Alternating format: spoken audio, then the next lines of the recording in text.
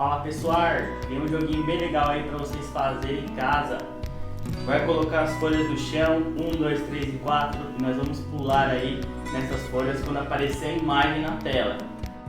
Você também pode pintar a bandeirinha número 1 da cor azul, a bandeirinha número 2 da cor amarela, a bandeirinha número 3 da cor vermelha e a número 4 de cor verde.